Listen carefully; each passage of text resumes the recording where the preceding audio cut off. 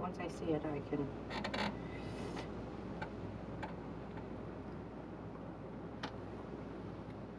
Are we on? Mm-hmm. All right. Good evening, ladies and gentlemen, and welcome to the We the Locals podcast. My name is Josie. I'm Jessica. And we got Stu. Oh, well, Stu can introduce himself. I guess that's true. Thank you so much for joining us tonight. If you could please take a moment to like, share, and subscribe to this episode, as well as our channel. Maybe take a minute and text it out to a few people who might be interested in hearing all things local. We are going to expand a little bit tonight to national and international, really, and talk about a little bit about Charlie Kirk. So if you could take a minute, and then we'll get into some of our local stuff. So if you could do that, we would really appreciate it. If you are interested in sponsoring an episode or our channel, you can do that and check us out through our website. We have sponsorships for businesses or candidates available. Or if you just like to throw us a donation, keep our lights on, we'd appreciate it. You can do that also on our website, or we'd absolutely love to hear from you through a donation with a Rumble rant or a super chat. So you can definitely do that and tell us your thoughts, comments, questions, or concerns on all topics that we will be covering tonight. So yeah. It's been a rough week, Josie. It's been a rough week. I know, I was on a meeting yesterday for work, and we're all just like, obviously it has nothing to do with anything political. I do work in other things that are non-political. And a lot of things. I know, right? I actually wear many, many, many hats of all different colors and shapes and varieties. Yeah, it was it kept, like, we were talking about the business stuff that we need to talk about, but it kept kind of veering off into, is everyone okay? And everyone's like, no, not really, not okay. I have cried every day since Wednesday. Yeah. Like, it has been, like, such a grieving process. Mm-hmm. And I did not know Charlie personally. No, me neither. But we've attended his events. You know, I attended the Believer Summit. I am a avid RAV listener, Real America's Voice, and so every morning I get up, I turn on the TV, I turn on RAV, and then I have my coffee, and then I go do my work, but it is on all day. So it's like I watch American Sunrise, and then I watch Steve Bannon's show, The War Room, and then it's 2 hours of Charlie Kirk every single day. And it's a loss. It's a huge loss for our country. It's a huge loss for our movement. And also at the same time, it's going to be very interesting how this shapes out for the next election cycle. But, you know, I can't even talk about it without tearing up and starting to cry. So I think being a leader in this movement, at least that's what I've been told I am. I'm like, okay, I just do what I do. But, being a leader, being a regional director for the party for 3 years, doing this podcast with you, Josie, is, it puts a target on our back sometimes. Yeah. And even though, I am nowhere, shape, or form comparing myself to Charlie Kirk or not his even influence. Like for a teeny second. Right, but it's like I couldn't help but think, like, at the South County Civic Center where we have our meetings sometimes the same time as the Democrats do in the same location. Mm-hmm. And so it's like it just takes one person who's a little off. Yeah, a little loony, to just hear something that they don't like, and then we now have to think about our lives, and then it really occurred to me of all the conservative voices in our movement, and even the moderate voices. You have Tim Pool out there that's spending millions of dollars on security, mm-hmm. and has been swatted 15 times, and for some reason the left thinks that this behavior is okay. No. Not only do they think it's okay,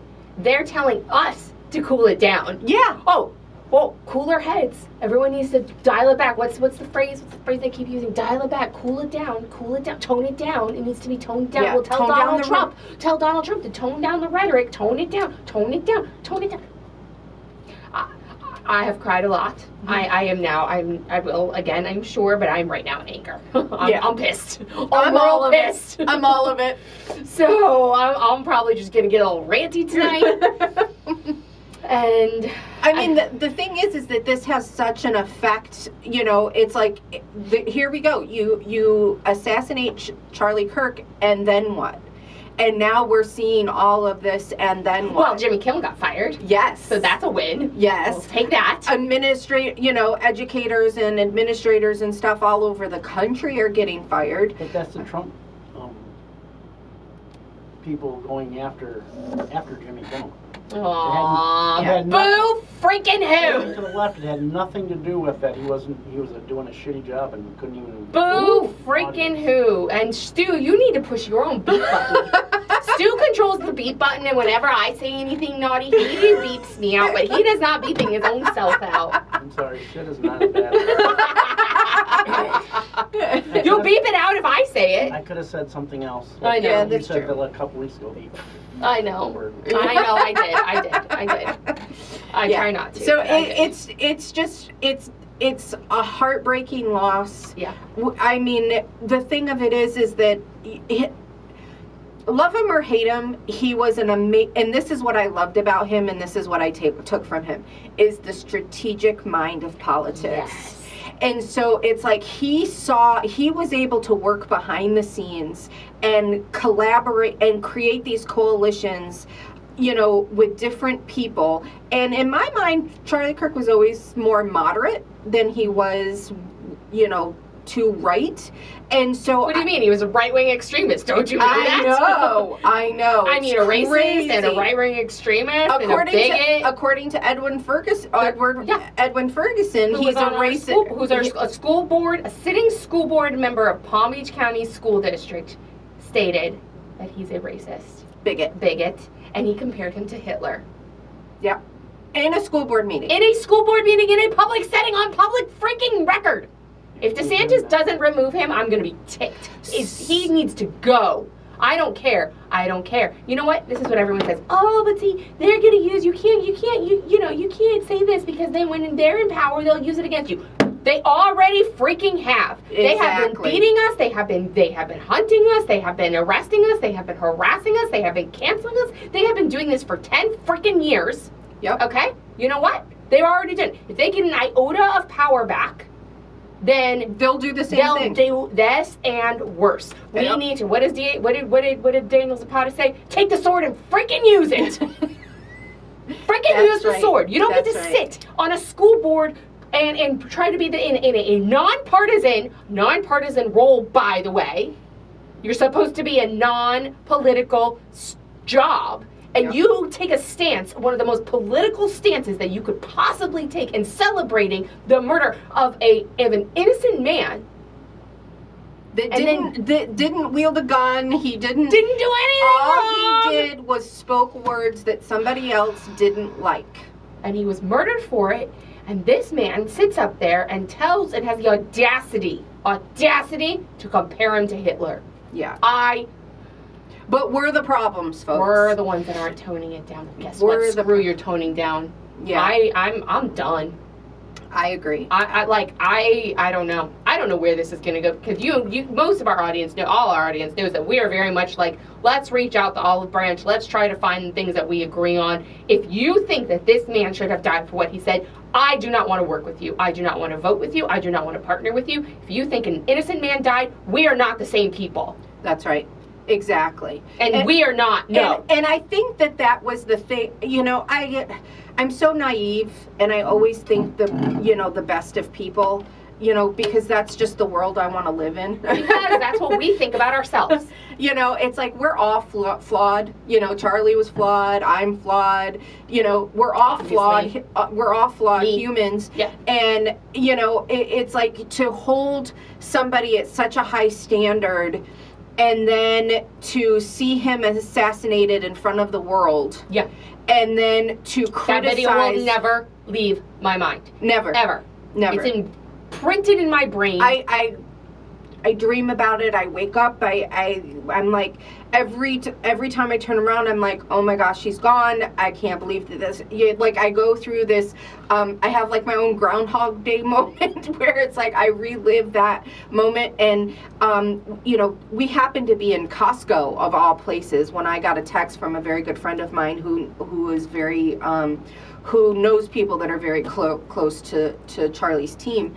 And I get this text and she's like, Charlie Kirk's been shot. And I was like, I'm like, what? And I'm like, okay. I'm like, he usually wears a bulletproof vest, I think. I'm like, okay, like, what's going on? And then, I'm searching Twitter, and like, we're trying to go through Costco and finish our shopping. And I'm just like, I was just numb. I was just like, kind of like, I'm like, we gotta go. And then I got in the car, and then I happen, I'm texting with her, kind of go back and forth, and she's like, it doesn't look good. I'm hearing he's gone. I'm not sure. And I'm like, oh my gosh. And I'm like, and then I'm seeing like he still has a pulse, so I'm like, okay, what is going on? So then I confirm with her, and she's like, no, I'm hearing that he's gone. And I'm like, and then I see the video, and I literally drop my phone and just collapse, like just grief, just grief. I'm like, there's no way he survived this. And it's just devastating that this happened on a college campus in front of children that just want to be heard, and they just want to be seen, and they just want to be loved. And Charlie did that. He showed them that there was love, and that there was another way, and that you had another choice, and that your educators are there to teach you critical thinking and to have your own thoughts and opinions, and not to indoctrinate you. And it gave a voice to our children that so many of them feel such loss because of this, because it gave them an opportunity to have a voice. So I'm so happy that, Erica Kirk came out and said that she's gonna, she was elected, elected as CEO of Turning Point today. She was? Yeah. So she's officially taking over the reins. And that they have added dates to their college tour. So that gives me a lot of hope. That gives me a lot of excitement for our children. It's going to be very exciting to see who is put on the ground to fill those shoes and what type of response. But I want to thank everybody who, has reached out, whether it's to me personally or just reached out in general, people who've gone to church, people who have decided that they're going to pick up the microphone and carry on. And that's the best legacy that we can give him and our movement. And here in Palm Beach County we talk all the time on this show of how we're a very diverse county. We're a third Republican, a third Democrat, and a third NPA. And if just a little bit more people get involved, we can so quickly turn this county red, and to get good legislatures that are going to work in our best interests going forward. And so I'm always a glass half full kind of girl. So I do think that this is going to help us tremendously in our county and in what we're doing to move things forward. I do want to say that there's been some rhetoric and some talk coming out from the Republican Party. I shouldn't say the Republican Party. That's not true. People within the Republican Party, let me put it that way, that have been very critical of our Democrat legislators and everything else in the light of what these events are. But I do want to state for the record, and please correct me if I'm wrong and send me the receipts, but I do not know of any, besides Edwin Ferguson, who's on the school board, which is considered nonpartisan, so I don't really want to lump him in with the Democrats, but none of our legislators, representatives said anything bad. Yeah, that I have seen. If you have seen different, please let us know. Yes, please send do. it to us on X. You can see us on the We the Locals X channel. And then also our legislative delegation, and I believe it was Lori Berman, actually came out and condemned the violence and said that violence has no place in politics and that this will not be tolerated. So I want to make sure we're separating those things out, because when we generalize all Democrats or all MPAs or even all Republicans for that matter, is we get lost in the weeds and we forget that they're humans. And I think that of all else, I think is what devastated us the most is that they didn't remember that Charlie Kirk was human. Yeah. Well, they don't think of us as human. Yeah. I think I saw this meme that said, we saw in June of last year that they were willing to kill a president, and we saw this last week that they're willing to kill you. Yeah. Yeah. Just for having a conversation. Just for having a conversation. Yeah. No, it was it's been rough. I was actually, it's ironic, I was sitting literally in the exact same spot where I was when I saw President Trump had been shot. Doing the exact same thing, which was scrolling X. Which I don't know what that says about me. But, and not only that, I was one of the first, people that I knew to see it, because I looked back just now to confirm my thoughts, and I'm not putting this on a badge of honor in any way whatsoever. It's ironic, because I saw literally within 2 to 4 minutes of President Trump being shot, the first post on X. I saw that, and I went and, we call it in our house, we news each other, my husband and I newsed you. Sometimes it's funny, sometimes it's not. And in this case, I saw it at, I sent it to my husband at, I sent it to my husband at 2:31 and had been posted at 2:48. 2:28, I'm sorry, 2:28, the first post. And it said, Charlie Kirk was just shot at the UVU event in Utah. I'm there and praying for him. And I was like, this can't be real. This can't be real. No way. It's no. And so I sent it to my husband. I didn't go busting into his office like I normally would, because he's been working like crazy. So I was like, all right, let me just wait and see. And so I'm just sitting there, and I kept refreshing. Like, am I seeing things? I'm sure it's just a shot at. I'm sure he was shot at. He wasn't shot. Shot at. If he was shot, he hit his leg, and he's fine. And they're performing then he's gonna come out and tell us this crazy story of everything that happened to him, and then when they are saying no, he's going to the hospital and they're rushing him, and then he's stabilized. I saw all those posts. He's stable. So then I'm like, okay, we're gonna get a story. We're gonna get a story of how he saw Jesus, and it's like Jesus was like, I'm not done yet. You're not done. You gotta go back to earth. And I'm like, yeah, it's gonna be great. I'm just praying, and then I saw the video of the shot, and I was like, so I'm home with my kids. My kids, and we homeschool, so my kids are home, and I'm trying to not melt down, because they immediately know when something's wrong with me. Mom, are you okay? Mom, are you okay? Mom, are you okay? And I just knew in that moment that was it. I just knew, it's been, having to explain it to my kids, because they hear everything that we talk about now, and there's very little secrets now from my children. Just in case anybody ever calls me and wants to chit chat, know that there's ears that are probably listening on my end. As much as I push them out of their house, they immediately think, oh, Mom's on the phone, it's time to go sit at her feet and ask her for 800 questions and for 13 snacks. They're eating me out of house and home, so if anyone would like to donate to my food fund to feed my children, I never thought that would be really an issue. But legit, my Costco bill has gone up exponentially since we started homeschooling. That's a side fund, but we did get a chat. We did get a chat. Bill Riley says, Ferguson, you're fired. Fired. Go fired. Go fired. So I just another note on that is, so a lot of people are doing ethics complaints. Yes, I gotta work on that. It's on my list of to-dos. And they are doing calls to the governor to have him removed. So if you are interested in doing either of those things, you can reach out. I can email you the links and the documents that you can do to file those complaints. Yeah. If Jimmy Kimmel's going to get fired over saying that the shooter was MAGA, then I believe that he should get fired over calling him Hitler. Yeah. Yeah. it's unacceptable. It's definitely unacceptable. And the biggest thing for me is he said he didn't know who he was a week ago. He did some research. And he did some research. And so that tells me, as one of our educators that are involved in our school board, his version of research was looking, probably he got sent a few, videos of Charlie out of context.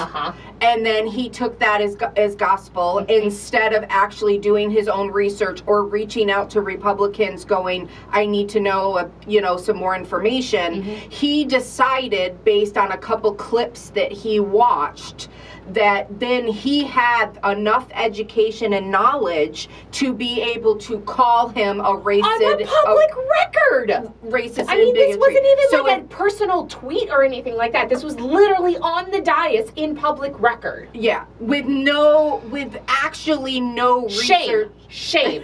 No research whatsoever. Because if you would have actually done research and watched whole videos, you would actually come away with going like, oh, okay, I don't agree with everything that he says, but he didn't say anything hurtful or harmful, or he just got people to kind of think a little differently. And I think that's what we need to make sure that we're focused on, is that Ferguson actually thought that by watching a few clips, he was then educated enough to speak with authority on the school board, saying that he can classify him a racist and a bigot. And this, Charlie Kirk has been around since he was 17 years old, and he, died at the age of 31. So this is you would have to watch a lot of videos to really know, to really understand. There is plenty. I know, it's crazy. I know. I watched this one. Sorry, I if you'd like to be involved, we can send you the documents to file a complaint. So you can message us, and we'll make sure that we get you those to file an ethics complaint. Kudos to a few people in our Republican Party that actually put that complaint together. They created a PDF, so it gives you step-by-step directions, all of that kind of stuff. I can't put it in the chat, or I would. But if you're interested in that information, email us, and I will make sure that information gets over to you as soon as possible. No, it was really, I saw this one clip that someone put on X of Rush Limbaugh, which everyone knows I'm a Rush baby. Hopefully you all know. If you don't, you know now. I was a Rush baby. That's 12 to 3. I was homeschooled, so that, we had well, first of all, AM radio was the only radio station that we listened to in the house. So we listened to the morning talk shows, the afternoon talk shows, the evening talk shows. We listened to them all. But we'd finish up our school, we'd get in there, go get lunch, and that EIB network, Golden Microphone tune would come on. And I was a Rush baby. And there was a clip of Rush Limbaugh talking about meeting Charlie Kirk on the golf course. They brought Charlie Kirk to meet him, and he was like, "This kid's gonna go far in politics." He was gonna be he was gonna be a president. My kids probably would have been able to vote for him. Yep. I would guess in probably 8 to 12 years he would have been able to be on the ticket. He would have probably been the first president that my oldest would have been able to vote for.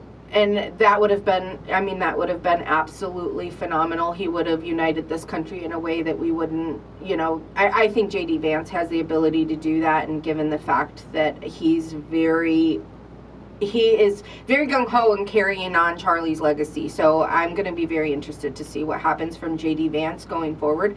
But to mention, you mentioned the golden microphone that, I don't know if you saw, but Glenn Beck. He's the one who made the two microphones together? So Glenn Beck was actually the one that received Rush Limbaugh's microphone after he died. That. Okay. So Glenn Beck received Rush's microphone, and then Glenn Beck actually guest host the Charlie Kirk show the other day. Why I did see the picture of the two microphones together, and I was like, I didn't know the so backstory. he took it out of a box. He mentioned what a fan that Charlie was of Rush, and Rush loved He was Charlie. a Rush baby too. Yep. And so then he put Rush's golden microphone right in front of Charlie's seat, and it was phenomenal, and it was sad, but man, what an honor. What a legacy. I mean, what a gloriful moment that was. Mhm. Sorry. Stop it! I'm gonna get makeup on my face. You can't say we don't care here on We the Locals. No, and it's interesting because like you know, a lot of people didn't know who J.D. Vance was when he got nominated, but we did. We did. Because we saw him at a TPUSA event in West Palm. Yep. And I remember being very impressed with him. Very impressed. I was like, I like this guy. I was introduced to really J.D. Vance through the Charlie Kirk show and what he was doing. So definitely, you know, he was the one. He saved this country. Oh, God, yes. He saved this country. Like, we have a future because that man followed his calling. And not only did he save this country, so there's a saying in Judaism where it says that if you've saved one life, you've saved the world. And the amount of lives that man has saved, he saved the world. And not in like a sacrilegious, like he's our savior type way, but he has. Like, yeah. And I was he put a line in the sand. Yeah. He put a line in the sand, and this was our turning point. And that's why I named the show, you know, the episode tonight, you know, like our turning point, because we all have our own turning point. We all get into a moment where it's like, this is enough. I've had enough. I'm not staying, you know, we don't have to be belligerent. We don't have to yell and scream, but we can be forceful in our convictions and say, this is a line that has been crossed and you will not cross it again. Yeah. And if you feel that it is okay to dance on the grave of someone who lost their life, we are not the same. We are not the same. I want to read something. I'm going to do my best to kind of summarize it, but I read this article, it's a little op-ed by a man whose name is Adam Scharf, and he says, the title says, I'm an Orthodox Jew because of Charlie Kirk. In the fall of 2015, a student government colleague hustled me into a private room at the University of Oregon Library to see a visitor I, quote, had to meet before his flight out of Eugene. Tall, skinny, with a grin from ear to ear, Charlie Kirk was in Eugene to flip our student government conservative. Eugene, Oregon. At a place like Eugene or the University of Oregon, just scraping together a slate of non-liberals was a stretch. But Charlie was ambitious and wanted to use Oregon as a trial run for flipping student governments at deeply progressive universities across the country. I was involved in student government, ran recruitment for the Interfraternity Council, and once liked Mitt Romney's Facebook posts. At Oregon, that was enough to make me a recruit. I told him I was a sophomore without the resume or reputation to co-lead a student government slate. He told me to stop disqualifying myself, that I could lead, and I must try. He treated responsibility as something to be grabbed, not given. Charlie scraped together enough funds to seed a slate and then stayed with us for weeks, often on the floor with a notepad, building the race from scratch. He cut our platform down to what students actually wanted. He goes into the That's the strategic part. That's one reason I wanted to read this too. Yep. Found out what everyone wanted. Bring back Uber to Eugene, support Greek life. We didn't have the power to bring back Uber back, but he was deeply strategic and understood the zeitgeist even then. He started with what people were worried about, getting home safe at night and having a sense of belonging on campus. He flew in canvassers, drilled us on messaging, and set the pace. He was up before everyone, did not drink coffee, and still had more energy than the room combined. We argued a lot about the meaning of life, including a long dinner where the two of us debated euthanasia, abortion, and religion. He quoted scripture from memory, but what stayed with me was not a verse. It was his conviction that moral truths exist outside of us, that God is an objective reality and not a construct. He forced me to ask whether I was living as if God was real and whether I was honoring a tradition I barely understood. He never tried to convert me. What he said instead what changed my life. It's important that you be Jewish. Only later did I learn that he was just 22. To me, he was larger than life with the knowledge and wisdom of someone twice his age. Not everything we tried on the campaign worked. In a move that was very Charlie, he had stacks of pizza sent to a pop-up canvassing site for voters. It broke the rules, and a student elections complaint cost us 2 days and a week-long campaign. Then word spread that a right-wing extremist was bankrolling our race. Charlie was anything but extreme, but the campaign collapsed. His influence did not. He made a 19-year-old take first principles seriously, why we are here and what we are here for. I began attending Shabbat dinners, meeting weekly with my rabbi to try to understand the covenant Charlie told me about. One conversation led to another, and then 2 years in yeshiva at Machalon Shlomo, where Torah study became a daily practice. I joined the Altenu Synagogue in Manhattan. I read more widely, more carefully, Edmund Burke, Frederick Hayek, and Ayn Rand. Thanks to Charlie, I treated life seriously, and my relationship with God became primary. That shift carried me through college and eventually to Harvard Law School, likely to Charlie's chagrin. The irony still makes me smile. A Christian activist sent me down the path to become an Orthodox Jew. On his last night in Eugene, one of my running mates dropped Charlie at his hotel before an early flight. At check-in, his card was declined. He had spent all of it on our race for travel, outreach, and food, and had not even left enough for his own room. The mission came first. Wow. I have since met others who tell versions of a similar story, different canvases, but the same imprint. He believed in them first. If you knew Charlie only from social media clips, you saw the debates and the noise. If you met him, even for 10 minutes, you saw a man with unyielding faith who cared for and respected people he disagreed with. He admired my covenant with the God of Israel, and he wanted me to honor it. He loved Jesus. He loved the Jewish people. He believed truth existed and that we are responsible for it. I will always be grateful for Charlie and his influence in my life, and may his memory be a blessing. That's beautiful. That's awesome. With that, if you think that Israel had anything to do with this, get the beep ready. Fuck you. Because you're insane. And you are here to divide. And you are here to put the spotlight on you. And you are here to enable the left. Yeah. We all know why this happened. Whether or not the kid who pulled the trigger was actually the one who did, or it was a greater conspiracy to take Charlie out, it was not Bibi Netanyahu. Like, I'm pretty sure the guy has more things to do on his plate than try to orchestrate this. And the fact that people are taking time to do it makes me so rageful. And then there's all these arguments. Well, then why is Bibi defending himself? You know, there's an old saying that the anti-Semite doesn't accuse the Jew of stealing because he actually thinks he stole something. He accuses the Jew of stealing because he wants to watch the Jew turn his pockets out to prove that he didn't. And that is exactly what is happening right now. Yeah. They are accusing and accusing and accusing, and then when someone defends themselves, they go, oh, why are you defending yourself so strongly? I mean, there's something suspicious there. Yeah. So, no. Just no.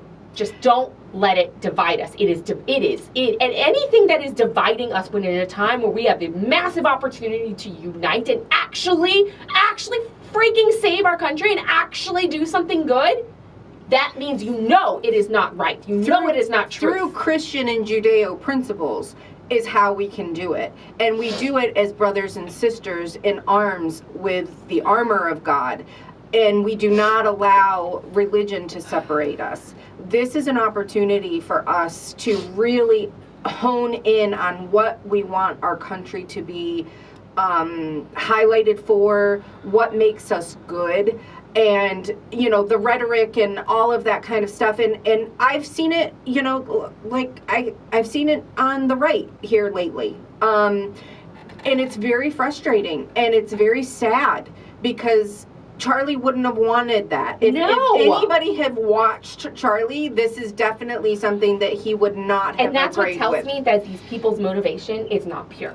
Right. Because if they were actually honored what Charlie wanted, if they actually honored what he cared about, it would not be to divide and wedge people. And take an issue that is a dividing, wedging issue that literally is a conspiracy theory. Now, everyone who's watched the show for long enough knows that I love me a good conspiracy theory, right? Right. Okay. Not everything is a conspiracy theory, and not everything can be blamed on one theory. That's right. That's right. That's not how any of this works. And if that is what your brain does, and you got some brain rot, and I suggest you go get some exorcisms. Go to the beach. go touch the grass. Go to the beach. Go ground yourself. Go ground yourself, and go just stop. And that's how I know it's so disgusting. It makes me so mad. Well, this is the thing: is human behavior when you feel wronged is you look for somebody to blame. Instead of looking for someone to blame, you know, because when you point the finger, 3 fingers are pointing back at you. And so when you are looking for somebody to blame, it's a good opportunity to look at yourself and find out why you feel that way, and then internalize and then move in a more positive direction. So if this hurts, and it hurts so many people, and I know a lot of people are like, I don't understand why so many people are so, like enamored with this guy, and it's not about Charlie Kirk. Mm-mm. It's not about Donald Trump. It is about our conservative values coming under attack, where it's and our American values, the ability to have a conversation, literally under attack. It's to like talk about stuff. You are no longer allowed to speak truth, regardless if it hurts somebody's feelings. And that, I can't help but think of, Ben Shapiro. Facts don't care about your feelings. Facts don't care about your feelings. Yeah, doing his voice. Facts don't care about your feelings. And they don't. And it's and I hear a lot of people from the Republican Party of like, we need to speak truth and that kind of thing. And all of that is true. But you can't lie and then demand truth. Well, that's what the left is doing. Right, exactly. But I see it in our own party. There's a lot of people that lied about our candidate, like inside our own little party, lied about primary candidates. Yeah, sure. And we're not in integrity, doxed candidates. We have a State House 90 race right now that one of the candidates, basically outed another candidate and never and didn't take any accountability on themselves. So it's like you can't. I'll miss this tea. So we're not sharing. You know what? I will, because this is ridiculous. So we have two people in the State House 90 race as Republicans. We have Bill Reichert and we have Maria Zack. Mm-hmm. Maria Zack sent out a mass email, basically calling out Bill Reichert for not living in the district. But she doesn't live in the district. She doesn't live in the district either. So she doesn't even realize how doing that actually hurts us strategically coming into December. Because Rob Long, who's also running in that race, that's the Democrat, can sit pretty. Well, we all know he's pretty. And I'll talk about him a little bit more and get into the politics of it, is that it's like you can't call somebody out for something that you're doing yourself, because what's going to happen is if she by chance wins the primary, which I don't think she will. I definitely don't think she will. And that's just my personal opinion. Is that if she does happen to, then any Republican that voted for her that finds out that she did not live in the district will not vote for her in the general. They'll just stay home. Yeah. Because they'll feel like they were deceived by her and that they can't trust her. Well, and he'll be able to just use that against her. Look, she accused her opponent of doing what she does. Honesty, she has no integrity. I sent an email to our REC chairman calling this out. And he gave me a very cowardly response. He said that these, we're not supposed to get involved in the primary, and we need to let them hash it out. And I'm getting ready to respond to that, but I thought it was a very cowardly answer. And this is exactly what happened to us in 2024. Chairman Neal did not stand up and protect our Republican candidates by calling out the candidates that were not running clean races. And it hurt us on our ballot in November because the right candidates didn't get through the primary, first of all, in several of our races. And then it hurt us in November because of the attack that happened from our own party.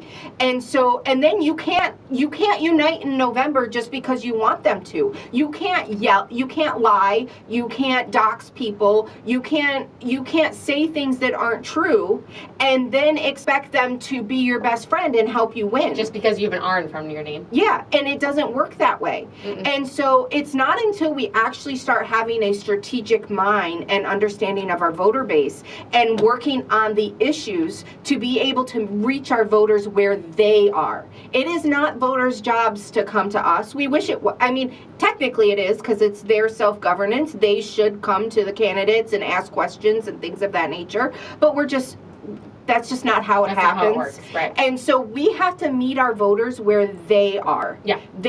We have to understand the voter base, understand what they want, and then be able to work a campaign around that to be able to get the results that we're looking for. And I met with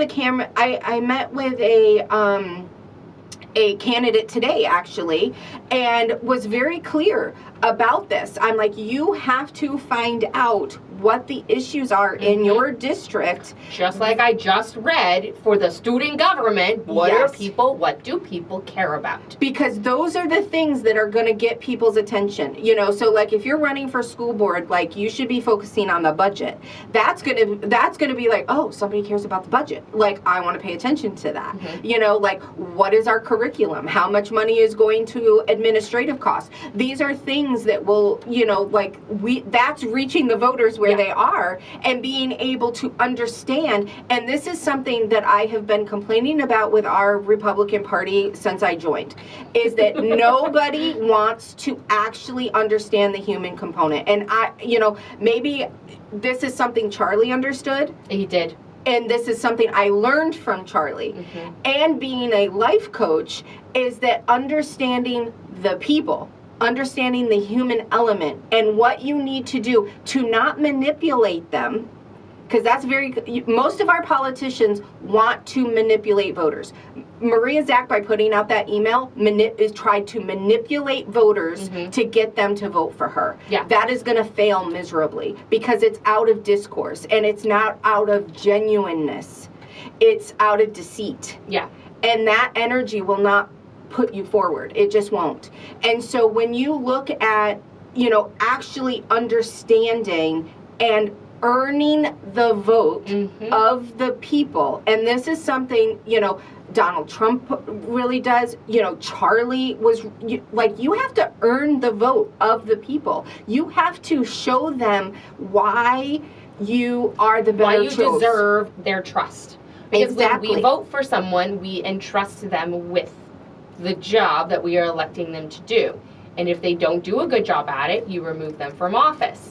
You don't remove the power from them, which we can talk about in a little bit. I don't want to segue too quick, but we'll get back to that because I talked about it last time. I also want to make a note that we had another message in our chat that said, from Take It Down, I missed the vigil for Charlie tonight by the Republican Party. Your show is a great alternative visual. Thank you. Thank you. You're very welcome. Appreciate that. Yes, thank you. I wasn't able to go to a lot of the stuff because I have my kids and I don't like going to places anymore.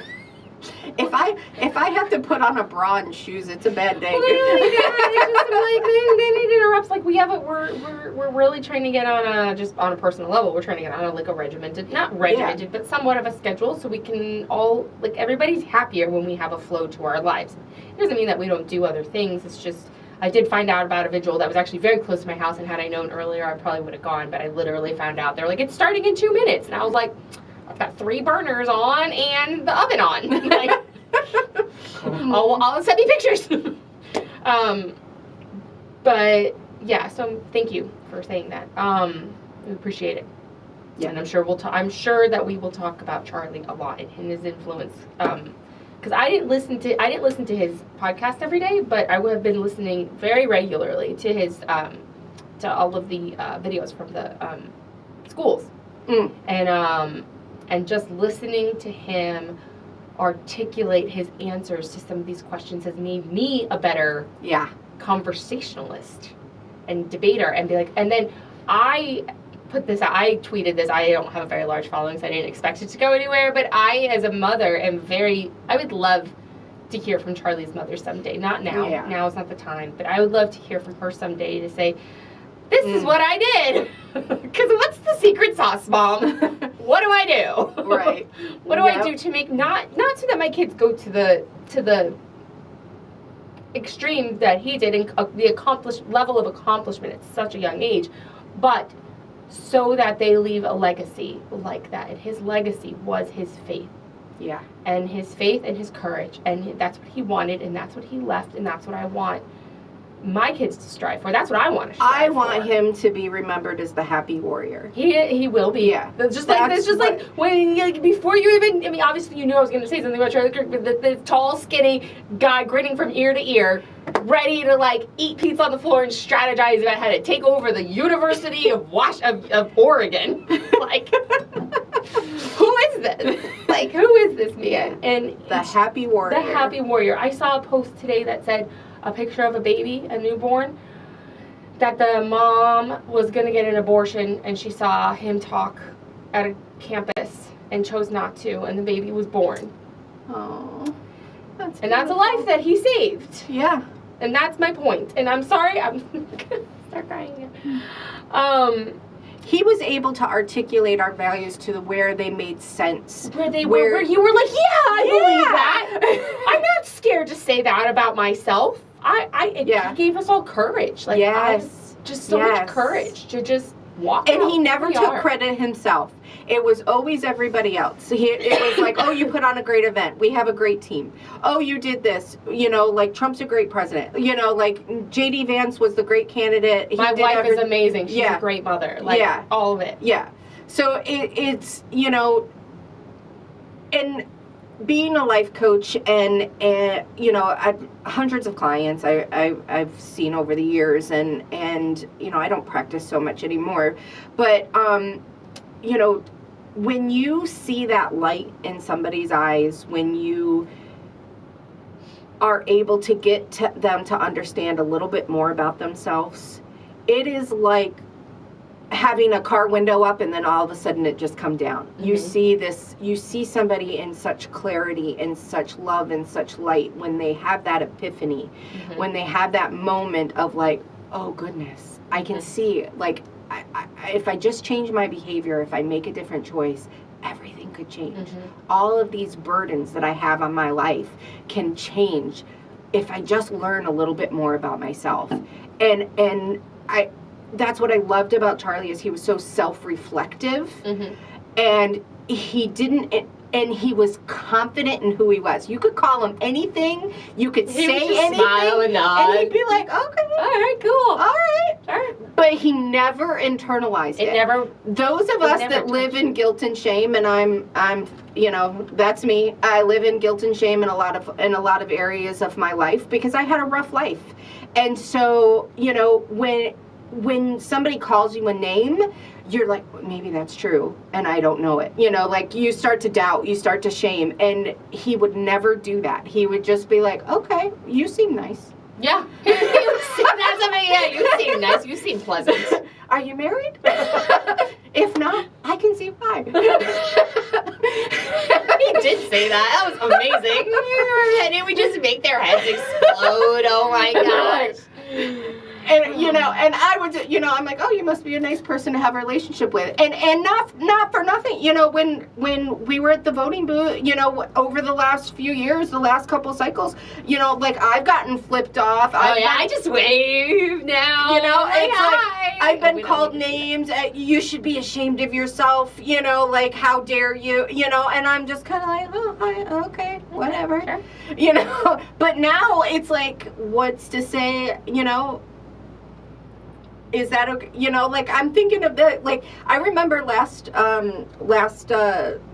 election, early voting, and I think it was downtown Boca, and there was a guy, like, rode by us a couple times on his bike and was, like, flipping us off and said some nasty things. I can't even remember what he actually said, but I was like, what would have stopped him from, like, coming up and, like, throwing a grenade, or, you know, or throwing rocks or anything. Yeah. Look, people, it's unhinged.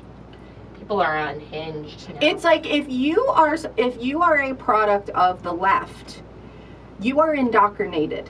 Indoctrinated? Yeah, didn't I say that right? Sorry. Sort of.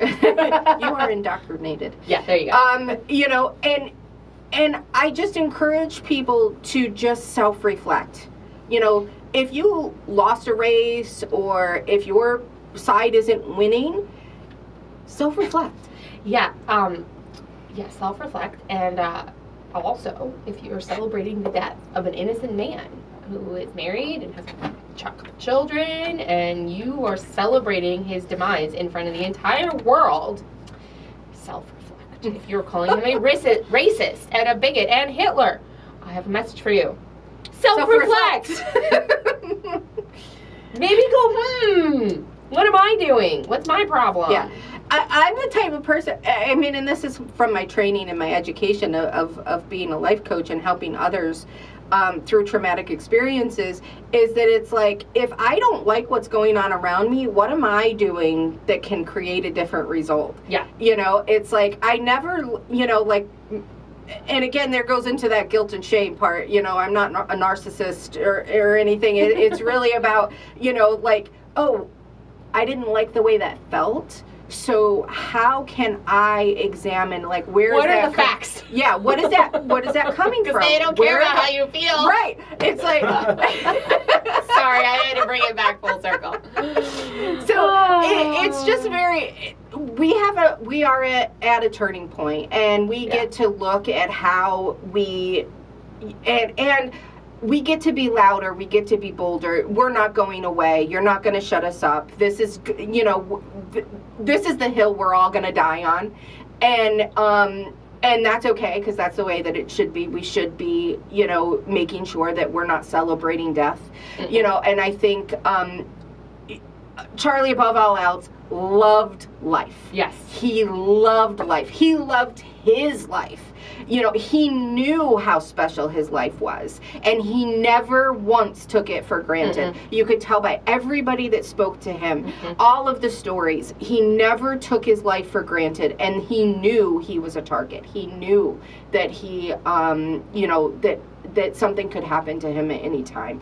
And so, as it could with all of us. So live life to the fullest, be a Charlie, pick up the microphone, find out where you're going, how you can help, how you get can married, be part have some babies. Yes, above all else, get married and have babies and enjoy life. Because if you don't, what's the purpose? What is the purpose if you do not enjoy life? Well, the purpose, I mean, yes, to enjoy it, but to make our mark, but to live our life for. I'm doing a class I teach in our Hebrew school, and we're doing a class right now on children of light, and it's about finding the hidden light of the world to come. And it's very, very interesting, and I highly recommend it. It's a book that anybody can get. And it's very interesting, and it uses this analogy of the world that we're living in now it takes the analogy for like if you're at an amusement park and you're waiting in line and the tickets are like $50 and you have $50 to get in. You're waiting in line and waiting in line and waiting in line, and it's taking forever. But there's this little like kiddie ride, like those little ones that you used to have at the grocery store, you know, for like a little horsey ride thing. There, and those are only $1. You could spend your $50 on riding that and never go into the amusement park, and you'll get instant gratification versus gratification if you wait and go into the world. So what we do with what we're given now, so that we can build in this world, so that when we go into the world to come, it's worth it. Yeah. Anyway, sorry, didn't want to get too. This isn't the spiritual show. Let me help you figure out how to, you know. So let's get into some county business. Let's get into some county, city. Let's go. So a couple of things that happened in Palm Beach County this last week. I only had an opportunity to watch one of the county commission meetings, but I was very surprised to hear that Dr. Alana Alonzo was appointed to a county board. Dr. Alonzo was appointed to which board? I can't remember the exact name of it, and I'm going to have to look right now. I want to say it was one of the medical boards or whatever. And so for those that don't know, Dr. Alonzo was the one that was head of the health department with COVID. She was the one that, you know, basically gave all of the data that was coming from the CDC and articulated it to the board. She's the reason we continued with lockdowns. She's the reason that we had a mask mandate. She's the reason that we had pushed vaccinations. So she was appointed to this board. Apparently, she had worked through the process for 3 months. Then the board was given notification, and the board was given 10 days to find a competitor or somebody else, and I can't think of the exact terminology that it's called. Another option? Yeah. So, for the other board members to put up a alternate, to be voted on. The commissioners didn't find out until 10 days before. That doesn't seem like they that's had enough zero time to put forth another applicant. So kudos to Commissioner Baxter that actually pointed that out and asked for that to be changed.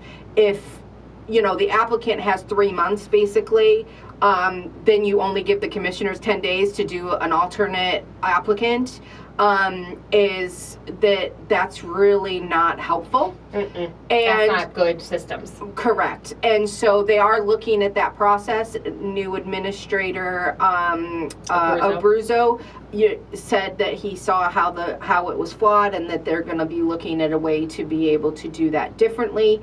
Also, kudos to Commissioner Baxter, because she asked for a roll call vote to make sure that it was very clear who was voting for her to be on. Who voted for her? Everybody voted for her except for Commissioner Baxter and Commissioner Woodward. Yes.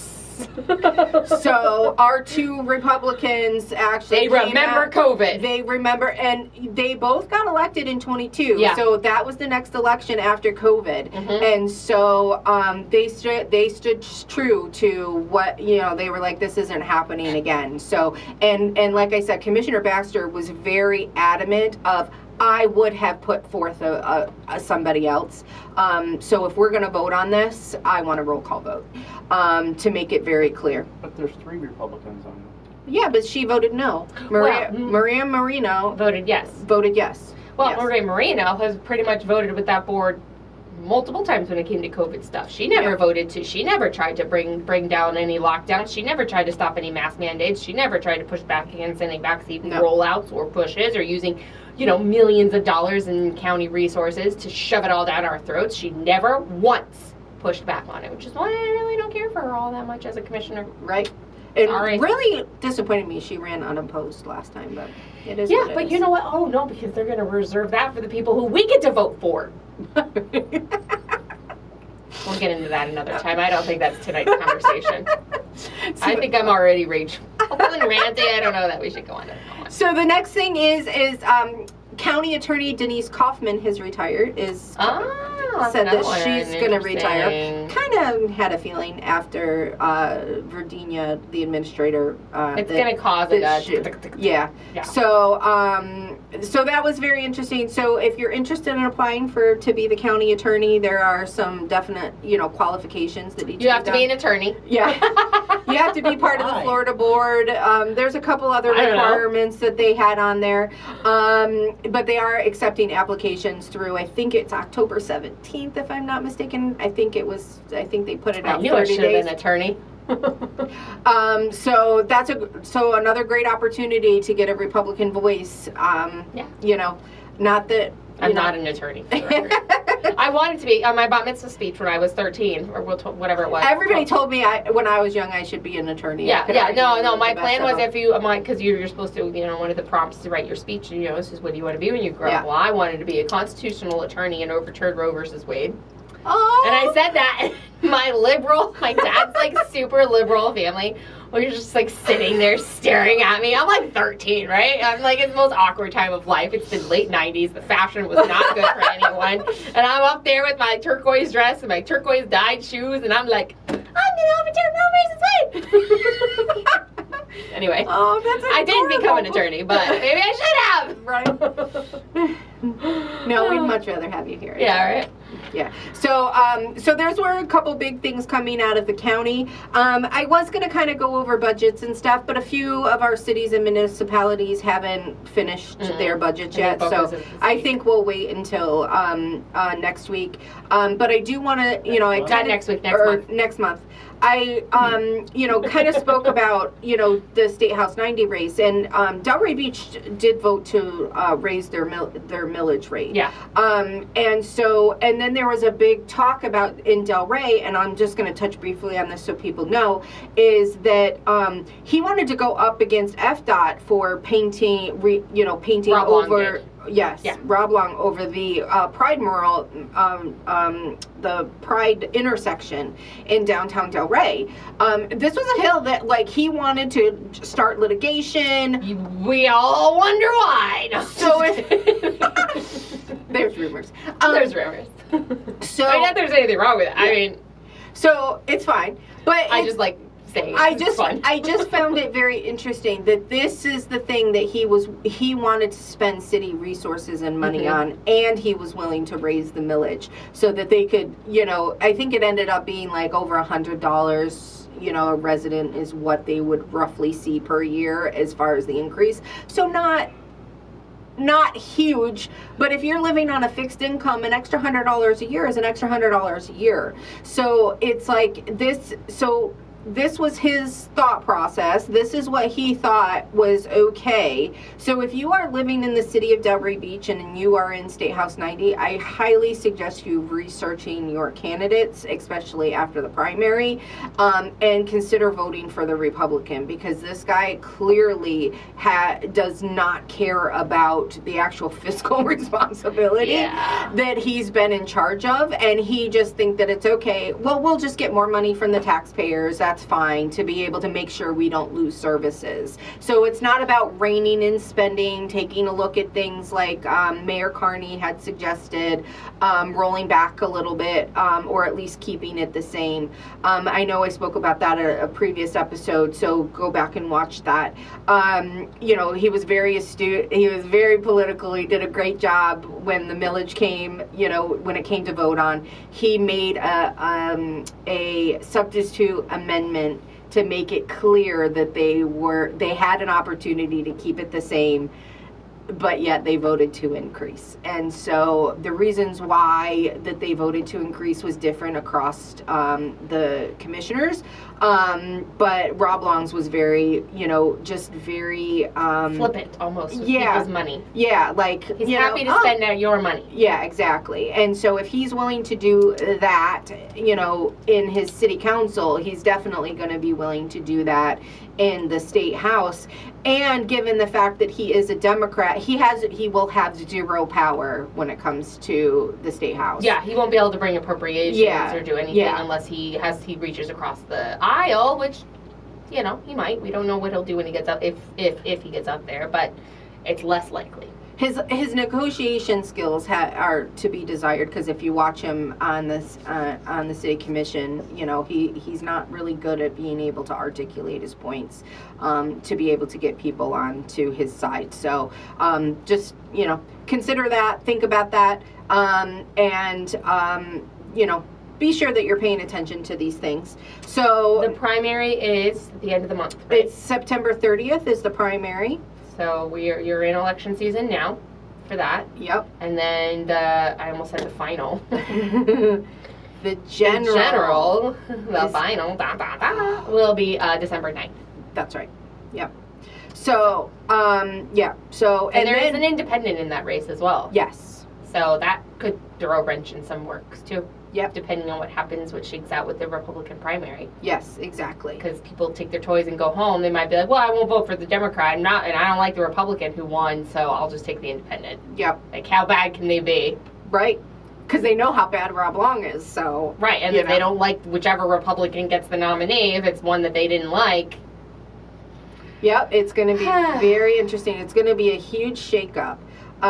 So it's going to be very interesting. And we'll bring you all the news. Right. And we have not heard anything about State House 87. No, they have not called it. It's so weird. It's very strange. I don't understand what is going on and why they have not called an election. I know that the SOE office is waiting. Yeah, they're just waiting for the governor to announce it. What are we doing, folks? Yeah. So having fun, folks. 87. But Tracy Caruso did drop out of that race. She did say that she will not be running for that seat. Did she? What was her reason? I didn't actually see the announcement. I just saw a note in my. From my understanding from the article that I read, it was that now that Clerk Caruso is now full-time in the county, that she doesn't want to go to Tallahassee. She wants to stay. And I think because of recent events, she wants to be closer and stay closer to her husband and not have that separation. Yeah. So I can understand that. I will not name any names, but I do know a prominent politician in the state of Florida through a few friends, and that's all I'm going to say, are very, very anxious. This has caused them to be very, very anxious, the family, the spouses and stuff. So I do think that is a common theme amongst elected people, elected officials, spouses, is that they're like, I'm just going to stay close to my spouse, which is really scary. We should not be living like that. But Yeah, so Caruso's our clerk and comptroller, Yvette Drucker's. I'm sorry. I don't know. If she sees this, I'm sorry. But, like, it is a full-time job in West Palm Beach that you have to go to every day. In West Palm. Every day. Just saying. Like, I have a lot of questions. So that's going to be interesting. But we really need to try to keep Caruso in that seat because,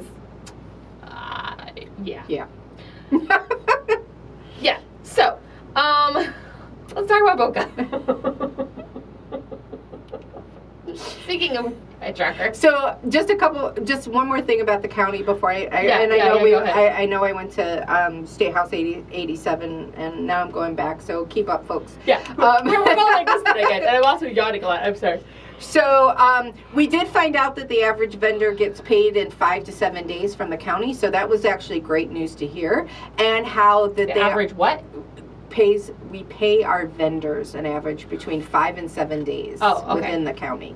And they are looking at improving processes throughout the county. So for those that have been following the clerk and comptroller under Abruzzo, he actually updated a lot of their processes that happened through that office, and used different programs and AI and all of that kind of stuff to kind of streamline the payment processes, because the clerk and comptroller actually handles all of the payments through the county. So now that he is administrator Abruzzo, he's looking to do that on the administrative side too. So that is good news, because a couple of the things that I want people to understand is that a lot of people, especially Republicans, are upset because our county and a lot of our cities are ran by Democrats. And that's fine. You can be upset. But the thing of it is Republicans don't want those jobs. So if Republicans aren't willing to take those jobs, then we need to make sure that we have procedures and policies and processes that aren't able to be biased. And that means streamlining and being more electronic and more automated. I think that that's a good solution, in my personal opinion. I'd much rather have Republicans in those seats making those decisions when it comes to county business outside of the county commission. But you also have to understand our county commission votes on, our commissioners vote on about 200 things every 2 weeks. So when people yell and scream like our commissioners aren't doing this, our commissioners aren't doing that, they're one voice on a dais of 7, and there's only certain things that get brought up every 2 weeks that they can actually have their opinion and stuff being able to be highlighted on. So this is going to come up a lot because of the fact that we want to make sure that we get as many Democrats out of office as possible, and the bureaucracy, which also is ingrained with the people that are in these seats. And I'm telling you, I worked for the county commission. I understand. Most of these people are good people. They mean well. But if there is bias, it's because of the fact that they're able to do it in their position, because nobody's paying attention. Yeah, sorry. And it's not necessary. And I want to make it clear that it's not necessarily the job of our county commission either.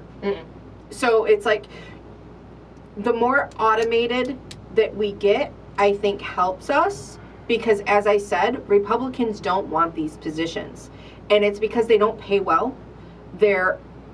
And it's a lot of work, and it's a thankless job. Yep. And so we have to find a solution that we, I think there's like 100 openings in the county currently that have about 6,000 to 7,000 employees. But I worked in the highest office and got, the highest amount that you could get as a new employee, and it was not enough. I could not pay my bills. It was not enough. So we want to watch our budget, but at the same time, if we don't pay people a decent wage, they're not going to want to take these jobs, and then that's how the Democrats get people to get into these jobs and then create biased tendencies to make decisions or do things in a way that we don't want them to do. So I'm just kind of wrapping that all up together, and I know that that's a lot that I just kind of went over and explained. But you can't kick all of the Democrats out. Why not?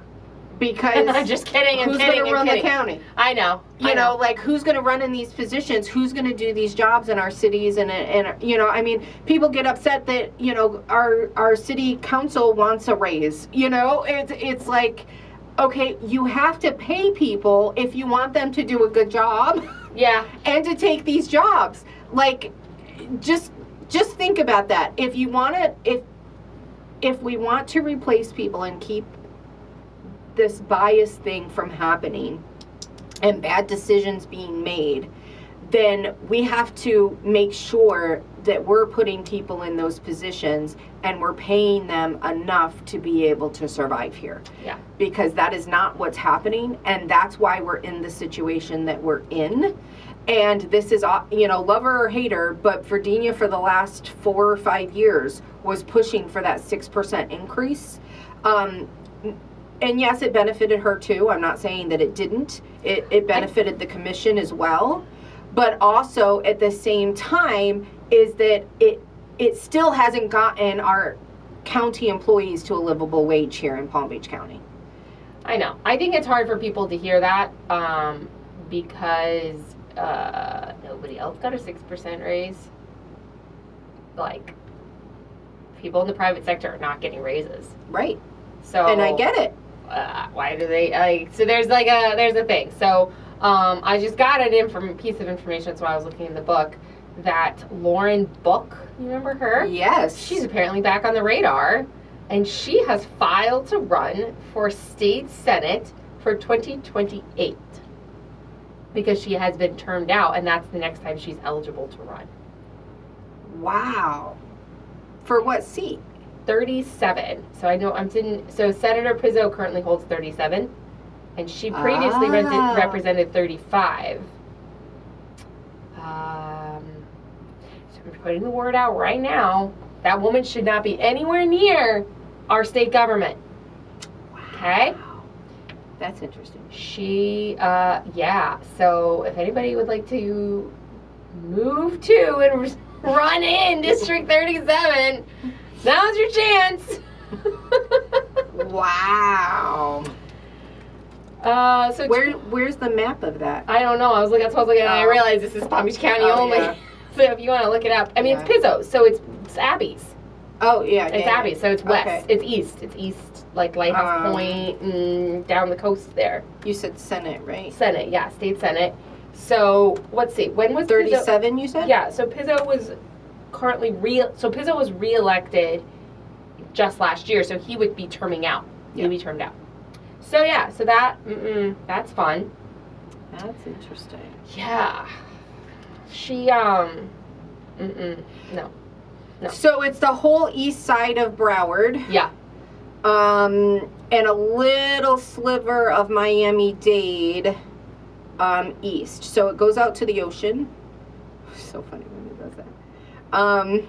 Oh, she's got the fishes in her district yeah. too? Yeah. So her campaign website says she previously championed laws to protect children, lower costs, defend reproductive rights, and enhance the quality of life for families in South Florida. She is an advocate, educator, mother, and a survivor of childhood sexual abuse. Okay, so let me just say a couple things about who she is. One, her dad is one of the biggest lobbyists in Florida. Yep. One of the biggest, well-known, pushiest lobbyists in Florida, the state. Number two, she was the one.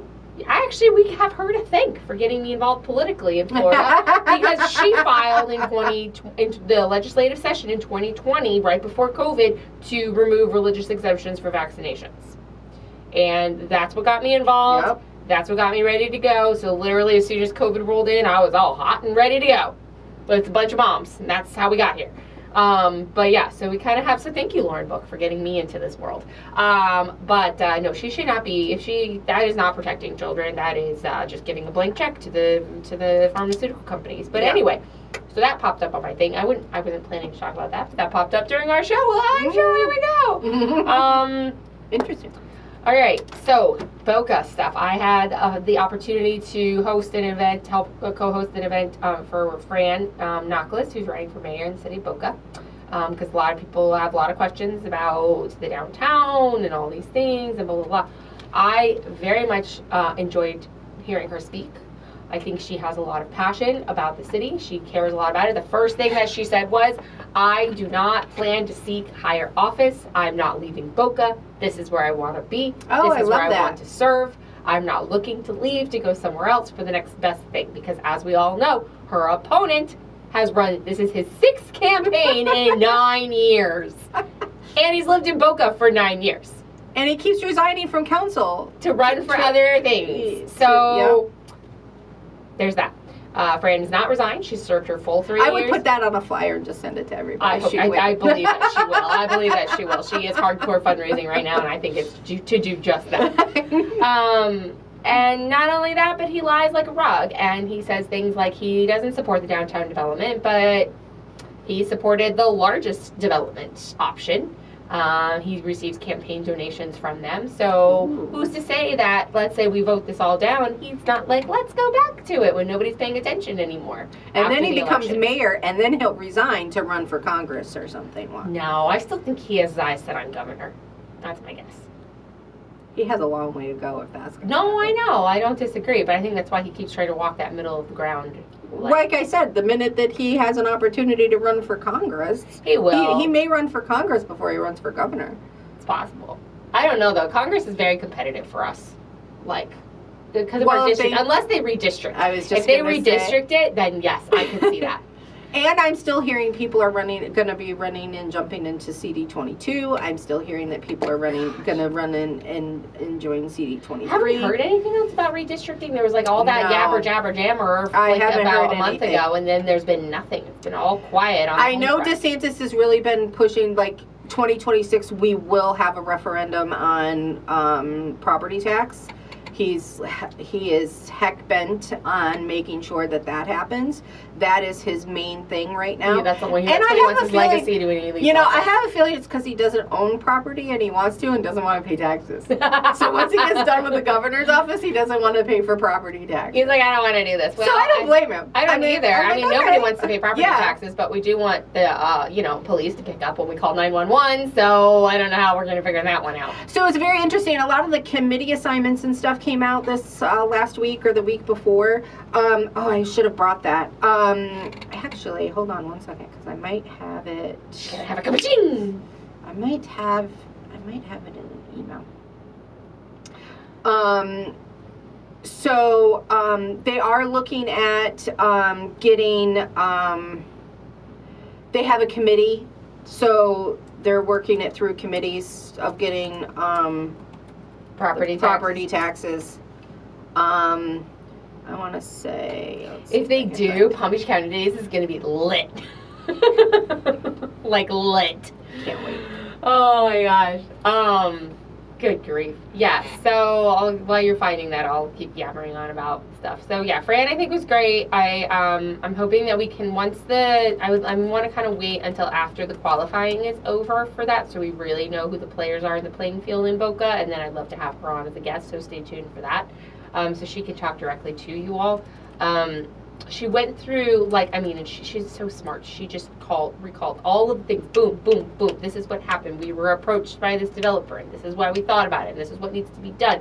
We absolutely need to renovate these or redo these buildings. They're full of all kinds of stuff, and they need to be taken care of, and da-da-da-da. And a big thing that people had that they were, bringing back, where they were saying, it seems like some of these buildings and stuff were let to be neglected in order to be like, look what we need to have done.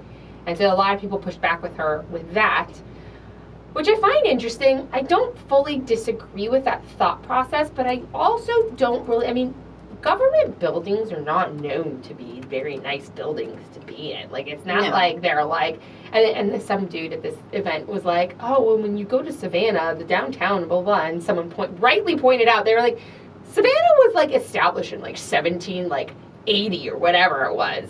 We're we're in the centennial. Like, everyone needs to chillax. And not only that, the current building that is our city hall wasn't even our original city hall. Like, our city hall is a museum now. Right. Original city hall is a museum. So, like, no. So I don't know that, I don't know. So I can see where people could say that, but at the same time, it's hard because Fran's only been on the council for 3 years. So a lot of things, she's being blamed for a lot of things that happened way before she even was a name on the radar. And so I don't find that to be fair to her. I think people need to hold politicians accountable for the actions that they take and not for the actions that were taken before them. Because that's just logical. I don't know how much more to expound on that. So yeah, so I think she's great. I hope that she, so if you're interested in signing her petition, if you live in the city, let me know. I have a few petitions floating around with me as I'm flitting around town, so just let me know. I'll get those to you. We've seen someone jump in to oppose Mark Wachter, so now he's not running unopposed anymore. Oh. There's a lot of rumbling on next door that people want to find an opponent to run against Weinroth. I don't think people realize how that works, but there is a possibility that Weinroth could be on the ballot. That seat could be on the ballot in March. Right. So we'll see. So I don't know. It's very interesting. And then we've got Kristen Ritchie. Bernie Corn is running against her. I mean, he is running against mayor, but it's likely he will withdraw from that and run against her. So that will be an interesting one to watch. And yeah, things are getting crazy in Boca. Mm-hmm. But also to bring an update to you on the campus. At the last city council meeting, the city council gave direction to staff to put a pin to delay the process of it. Instead of them pushing for a vote in November, which is when it was supposed to go to vote, it is now being pushed back. They asked the developer to cut out, they cut out the hotel, to cut back on retail, to cut back on da-da-da and give more green space. And then they also instructed staff, which I believe Fran was spearheaded, to find what are the alternatives to doing the public-private partnership in order to get what we still need, which is these buildings renovated or redone, renovated grounds. Like, it does need, the playground needs to be redone there. It's old. Right. It's old, and it really should be the jewel of the city and not the blight of the city, and it kind of is not a great spot. And so the skate park does, all of it does, it's all old. Yeah. So nobody, and people who say that it's perfectly fine are cuckoo bananas. Cuckoo puffs. Cuckoo bananas. They're just, I don't know what it is. But so I think it does need to be redone, and then we want to see what the cost of it. And so I think, and the city's motivation is the council's motivation is they don't want to cost the taxpayers money.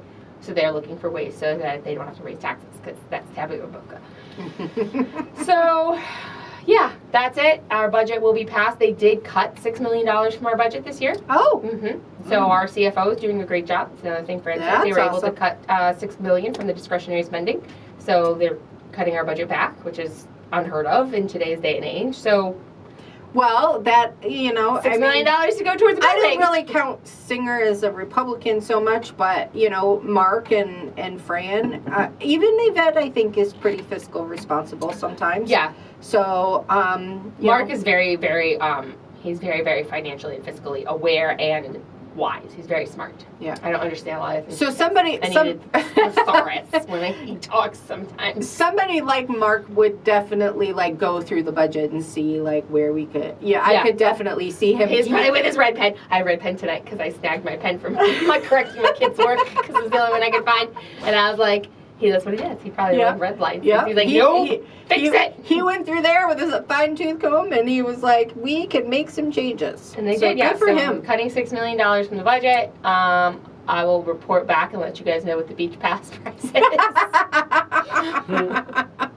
I'll find out soon, because we're going to need to get our new one in October. Although I did hear that you can buy it online now, so you can get your beach pass, and I think your Bark beach pass as well online. Oh. Yeah, so good times. That's interesting.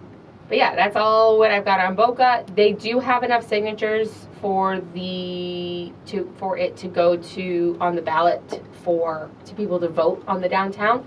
Whether they push that or not, I'm not sure. Same thing with the referendum. So that I really am against. I do not believe that we should strip the power of the city government to make decisions and execute contracts on behalf of the people. I think if we don't like the contracts that they're executing, we need to, I almost said execute them, but I meant like remove them from their spot, not execute. Like cut them off from their ability to do so. Through elections.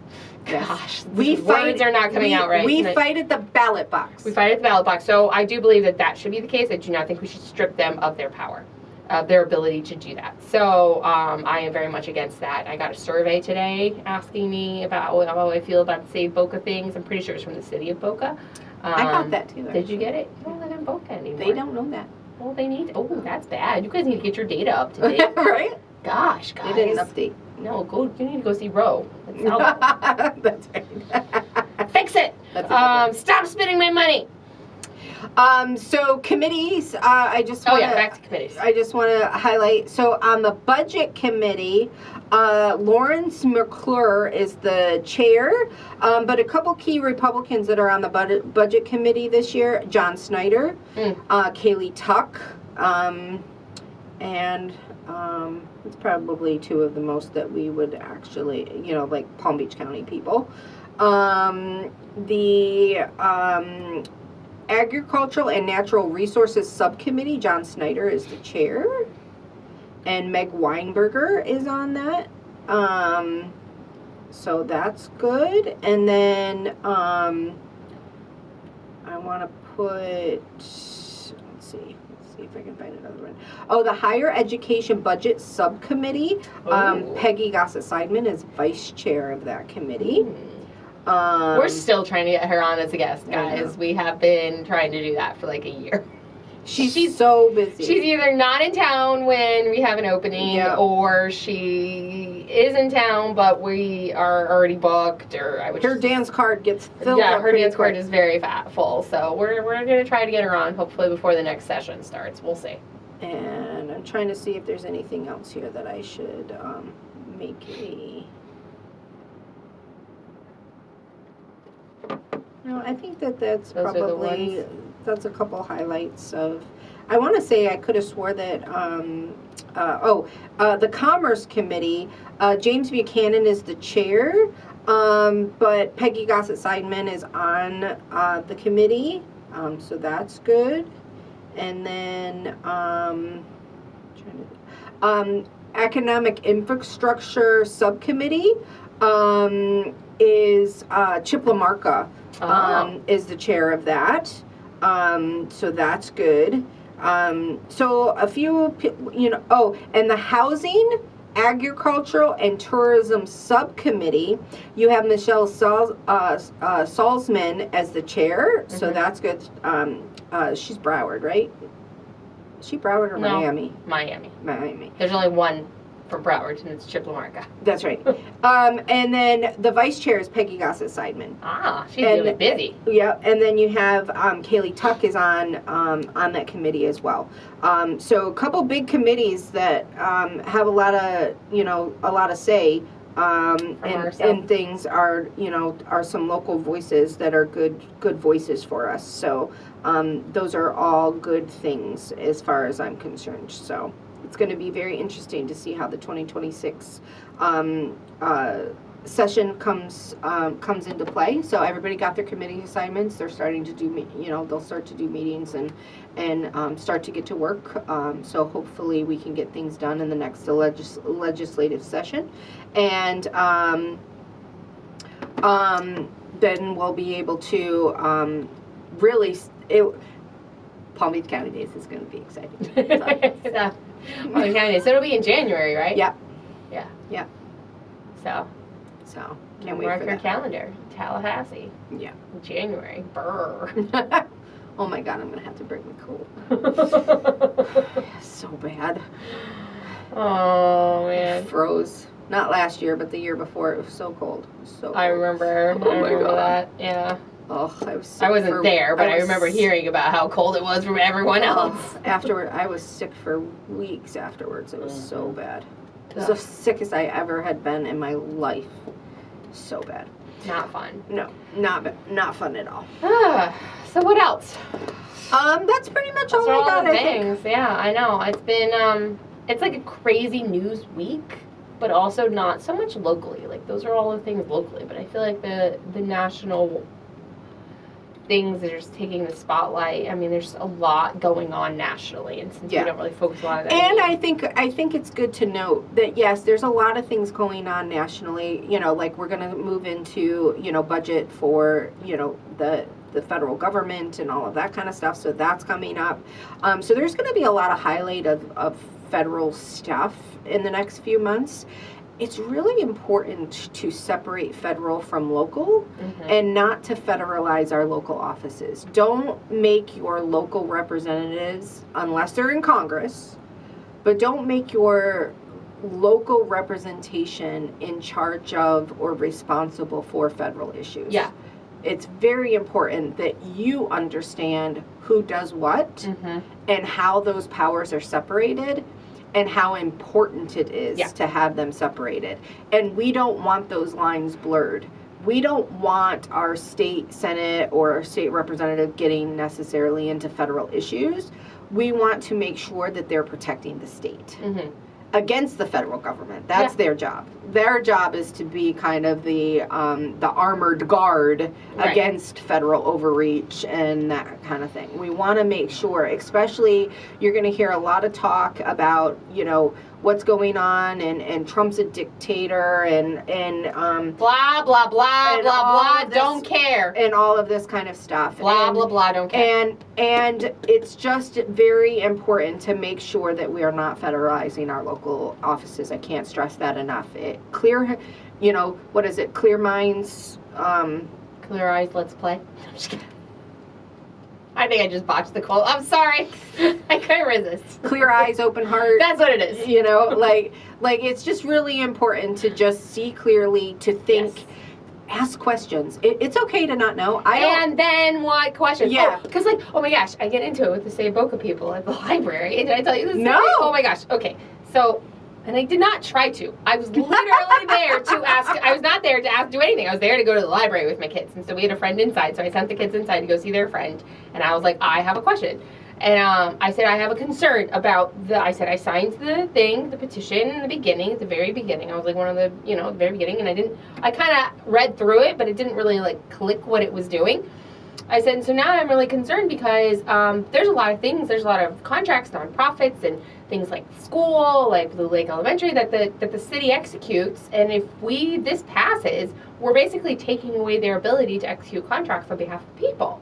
And these types of things. Oh, no. Those are all going to be, all of the current ones are going to be grandfathered in. Okay. That's one, they told me. And I was like, okay, but the school. So when the school came, and I told them the story that I think contracts aren't grandfathered in, they're renewed. Yes, but all of those renewals will be grandfathered into this amendment. Okay. Well, trust me, I did the same thing. I was like, what? That was the first what? So then they said, so I said, okay, but what about when things, they said, for example, and I went this on our last episode, so I won't go into all the details, but when it came to Blue Lake Elementary, and I told them kind of the high-level story of how we got Blue Lake and Boca, and how we probably wouldn't have got the school if we had to go to, oh, no, we would have. And I was like, no, we wouldn't have, because they wouldn't have called an election and spent that much money, and da-da-da-da-da. I said, and not only that, I said, how many people vote on city council election days? Oh, about 6,000. It's more than that. But I was like, okay, let's say it's that. Those are the people that are voting for our elected officials. If a piece of property that is, 3/4 of an acre comes up to go on a ballot in a part of the city I know nothing about, I'm not going to go vote on that. I don't know enough about it, and I'm not going to take time out of my day to research whether or not that 3/4 acre lot over there should be leased to, the animal shelter or whatever it is. I'm not going to do that. Right. You think people are going to take time to research it, and they're all literally looking at me like I have 6 heads. And I was like, you're too smart, Josie. Really not. And the lady's like, oh, no, it's okay. Well, we haven't written the amendment yet. The thing hasn't been written yet. And I was like, well, then what did we sign? That's just to get it on the ballot. I was like, to get what on the ballot? Well, to vote to take that. I was like, so it has been written. No, it hasn't been written yet, so we can write that in. And I was like, what? So then she says, and I was like, wait. I was like, wait. I said, I mean, I understand. It hasn't been written yet. No, but we've got lawyers, and we've got lobbyists, and we've got all these people writing, da-da-da-da. And I was like, okay. I was like, so again, I'm very concerned about the fact, I said, so another concern, okay, fine. Sure.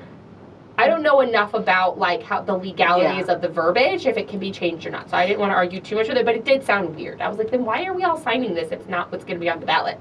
Yeah. Like, I don't understand. Anyway, last thing. She goes, I was like, another concern that I have is that we've elected, we have a constitutional government, representative government, and we've elected these people to execute contracts and govern on our behalf. I said, if we vote to strip that away from them, then it just kind of goes to the mob and it becomes mob rule. Her eyes went like this big, and she goes, mob rule? It won't become mob rule. And I was like, that's literally what a direct democracy is. Like the mob, the mass, the group votes the people majority. Who vote. The people who vote will be the mob, and they will be the people that vote. Yeah. She was not happy. They were getting. She's like, you seem like. She told the ladies, like, you seem like you're getting upset. And I was like, I'm not getting upset. I'm getting a little frustrated that we're not.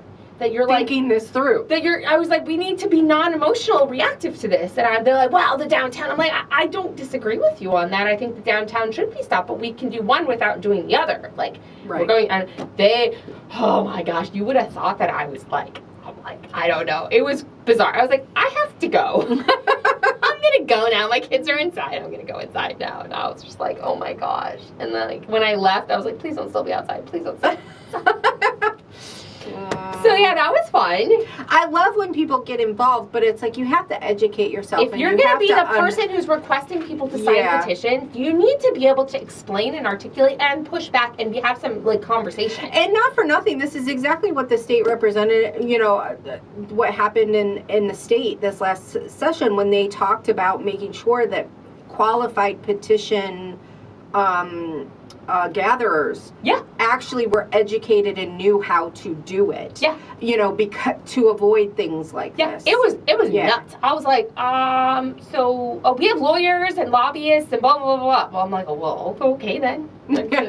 Sure, we'll just let the lawyers and lobbyists figure it out. That's never gone wrong. That's always been perfect for us. That's never hurt us in the past. It's never been wrong. Like, it was...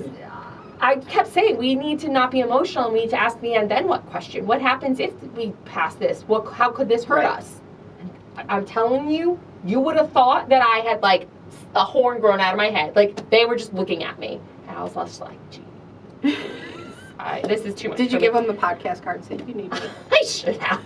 I didn't even think that. Honestly, I like to fly under the radar a little bit, so I don't ever tell anybody. Like if I started mentioning my name, some people would know who I am and stuff through the city stuff. So I don't I was like wearing like my hair in a bun and no makeup on, and I was like I just don't want anyone to know who I am. Right. I just want to be the random crazy lady who was asking questions that nobody could answer. So, how dare you? I know. Blah. Ask questions. Ask questions and say, ask and then what? Questions. What happens if we pass this? What could happen? What bad thing could happen? It doesn't mean it will. No. But should we ask that question and say, what can we do to make sure that doesn't happen? Yes. Yes. Absolutely. Otherwise, we're no better than the people that we've elected to office. So why are we doing this? Exactly. No, 100%. I'm tired. We have to ask the questions. We have to ask the and then what questions. We don't even have to ask that many questions. Let's just ask and then what. Let's just start with that. You want to get rid of property taxes? That's and great. Then what? And then what? And then what? And then what?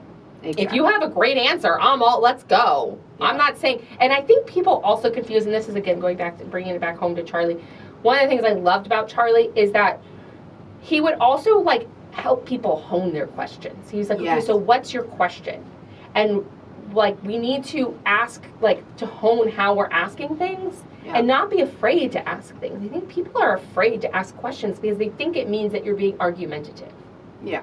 And it's not argumentative for me to walk up to this person who's asking me to put my name on a public piece of paper to do something and say, well, I have these questions, what about them?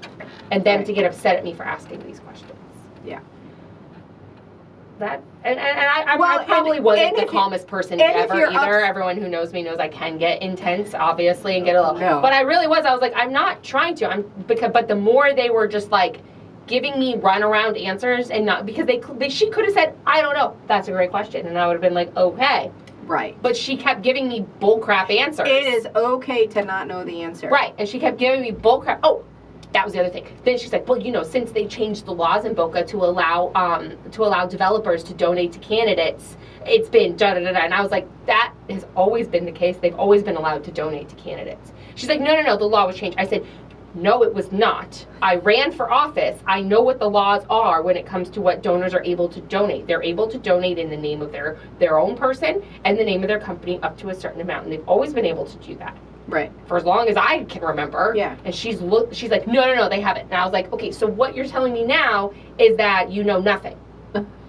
Why should I believe anything you say? Because you're telling me something that's not true. And when I'm telling you what you're saying is wrong, because I actually have authority on this one specific thing, I might not know the verbiage if it can change on a petition or not, but this I know, then how can I believe anything else you say? And I was just like, it was icky. Yeah. I was like, I wish I could take my name off that petition. Yeah, that kind of makes me sad. It does make me sad, because I'm like, this could be used for so much good. We could get our city districted. Oh, yeah. With this much people. But those people, if I tried to explain that to them, they're all like, I one time did. The guy who's in charge of the whole petition thing, I was like, I would love to get the city districted, and here's why. And he literally looked at me just like, I don't know what that means. I explained. But they're so hell-bent on, knowing that they don't want this. They don't want this. And I'm like, what could this be? Yeah. I'm not saying I want it, but I do think we should start asking questions. And I get it. And this is what I told Fran, and I've told other people running for office that I'm speaking to in Boca. I said, the reason that people are so pissed about this is they're fed up. Yeah. They're tired of all the buildings. They're tired of not feeling like their voices are heard. They're tired of this. They're tired of that. Now, granted, a lot of the buildings that have been built were voted on back in the 90s. And it's a master plan that was voted on in the 90s that has been executed over the last 10 to 15 years. Yeah. And people don't like it. And that's too bad. I don't like it. You should have been paying attention. We should have been paying attention, or been alive at the time, or been old enough to vote, which I was not. But, that being said... You were alive in the 90s. I was, but I wasn't old enough to vote. Oh, okay. Yes, I was definitely alive in the 90s. But I was just living my little Florida girl life. And I also lived in West Boca at the time, too, so it wouldn't have mattered. But anyway, so I told you guys I was going to get ranty tonight. What else is new? But yeah, and so I think that people are fed up, and I think that that's why people are so just up in arms. And then people's emotions are easily stirred. We're really and truly seeing that. I mean, pretty much since COVID broke people in their ability to manage it. And I've dealt with this myself in my ability to manage my emotions. Yeah. I think it's been an interesting 5 years, and we shall see where it goes from here. Yeah, I mean, they're starting to talk about social emotional learning and all of that kind of stuff, and which has been going on, and this is kind of like a silent destruction in our education and our government system and all of that, and we can go over that another time. That'll be when we do our therapy episode. Right. It's like we have to go back to logical thinking, and we need to critical thinking. And not that our emotions are not important. They're very important. And the way that I look at emotions is emotions are like the warning signs on like the dash of your car. Your emotions. I have a lot of those going on right now. Oh my God. So like when something is going wrong in your car, a light comes up and it kind of indicates what it is. Your emotions do the same thing. Anger, sadness, fear, and shame are your warning lights to let you know that you need to self-reflect, and you need to look at something, and you need to ask yourself questions to be able to articulate. And usually when you go into a place of anger, it feels like you've been wronged, and that's because you didn't stand up for your beliefs in the beginning. You didn't have good boundaries. And so when people get angry, I'm like, where did you not have boundaries? Well, the government's doing this and that. So you weren't paying attention. Because that's what it's about. It's really about when you're angry with the government, or when you're angry with things that are going on around you, it's because you were not paying attention and you didn't feel that you had a voice. So it's your opportunity to change that and self-reflect. I think that should have been the name of our episode today. Self-reflect. Self-reflect. Self-reflect. Take a minute. and go, how can I approach this differently to get the results that I want? And do some box breathing. You know, the people that I work with, do politics with, it's like, how do we get the results that we want? And using a strategic and logical mind to get there is very important. And I think above all else, that's what we can leave with tonight, is that's what Charlie taught us, is to critically think, ask the and then what questions, and be able to articulate our message in a way that is going to get buy-in and earn the collective in getting us where we want to go. It's about getting our results, and the best way that we can get there is by understanding and meeting where our voters are. Yeah. I think it's very important, and I think we need to allow cooler heads to prevail. 100%. This is like they keep saying on the left constantly to tone it down. I don't think that we tone down our frustration and our anger, but we do not react in that frustration and anger. That's right. And I think that that's the difference. That's the difference between us and them. Yeah. They are angry because they've been lied to. If this kid is the one who did it, he's been lied to. He's what, 22. 22. So he was 12 when Donald Trump came down the escalator. So for 10 years, since the age of 12, so all of his formative years, he's been lied to. He's had things, and I know he was raised in a Christian conservative family from everything that we've read. But COVID, how did COVID affect? Right, so he was what, high school? Senior in high school when COVID happened. And how did that affect his ability to process? How did that affect his ability to articulate? He went to college. How did that affect his ability to relate to the world in a healthy manner? And here we are, where he then acted on the things that were building up in his mind. And so that's what makes us different, is we can be upset, we can be angry. The scripture talks about how anger is an emotion. So we are made in God's image, and we are made, the emotions that we have come from him. And so God does have anger. Anger is not wrong. Emotions are not bad. But when you sin in your anger, when you do wrong in your anger, is then when you grieve the heart of God, and when you do wrong against your fellow man. And that is where we cannot go. That's right. And so it is okay. It's okay to be angry. It's okay to feel what we're feeling. But then what we do with it when we get up off the couch is what makes the difference between us and them.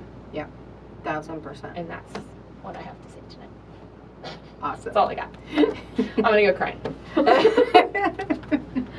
All right, thanks for joining us tonight. Again, prayers and thoughts to Erica Kirk and their children, and we will be doing what we can to carry on Charlie Kirk's legacy here at We the Locals. You're not gonna, you're gonna hear a lot from us coming here in the future, especially coming into this cycle.